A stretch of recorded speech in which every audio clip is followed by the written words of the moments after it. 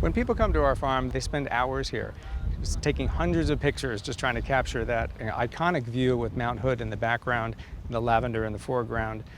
I didn't bring my ladder or anything. So you ready to pose a little bit? Stay. That one shot, that's going to be a lifelong memory for them. For Francisco Ojeda, this lavender farm near Parkdale is part home, part business, and part growing tourist mecca. Oregon is really becoming known as a lavender destination. The Oregon Lavender Association, they've created a map for tourists.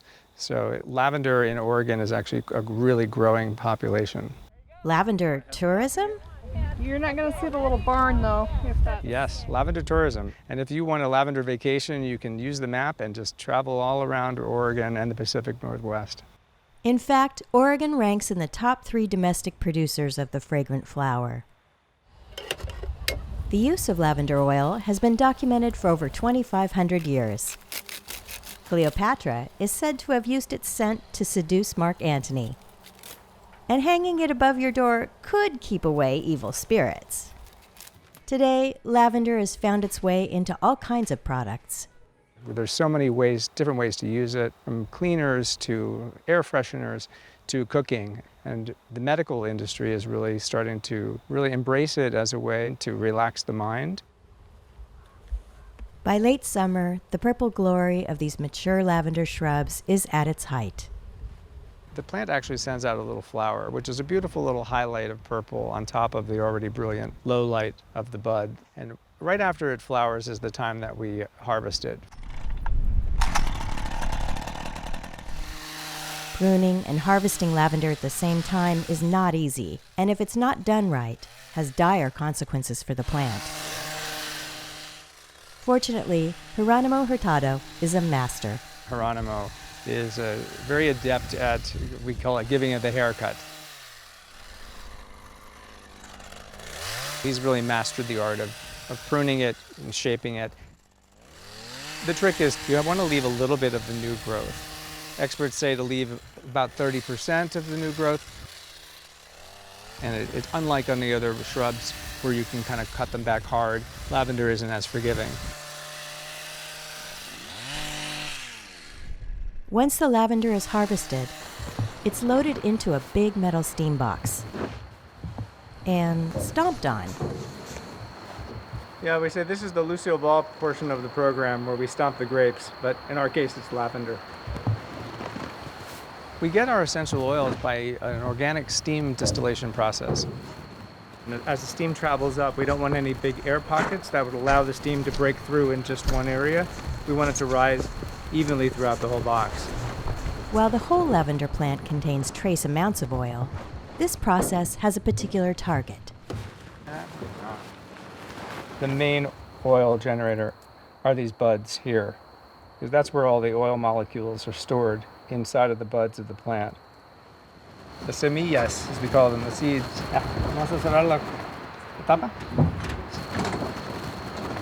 Once all the lavender is pressed into the box, it's ready for distilling. Francisco connects it up to the distiller and the steam line. Now it's time to fire up the boiler. In a few minutes, hot water from the boiler starts to travel up through the box. So you can actually feel the heat. As it rises up through the box and travels through the lavender, it's steaming open the buds, which is releasing the oils. The oil molecules are attaching themselves onto the water molecules, which will make their way up through the hose and then across into our circulator cooling system. As the vapors work their way through the box, Francisco hooks up a couple more very important hoses. One for the oil, and another for a lavender-infused water known as hydrosol. The temperature's rising a little bit. There was the breakthrough. I don't know if you heard that pop. So that is the steam breaking through the box. As the steam vapors descend and cool, the oil and the hydrosol separate. This lavender-infused water is a kind of wonder product. This hydrosol is outstanding this year.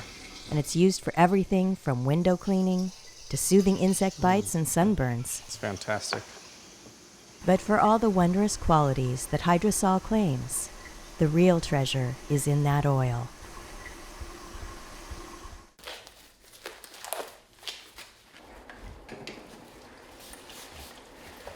This is Melissa oil. This is so delicate a flower that it doesn't produce very much oil at all. 75 plants would give us about a half a gallon. But what it gives us is just pure gold. This liquid gold ages for a year.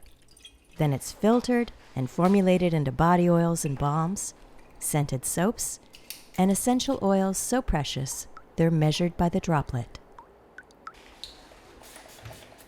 The lavender hydrosol is also bottled into linen sprays, cleaners, and air fresheners. Back outside, the purple fields offer a feast for the eyes, and the bees. The bees absolutely love the lavender. So we have the best lavender honey that they give us as a reward. Add in a daily sunset show of lavender and alpenglow, and you get one of the most idyllic views in Oregon. But for Francisco and the folks at Lavender Valley, this special spot offers one more gift. She loves the way they smell. When we see people coming onto the farm and their hustle, their energy is, they've just been traveling and they're stressed, and they completely decompress. And you see them relax and just breathe in the atmosphere and really reconnect with nature. And that's a magical moment for us.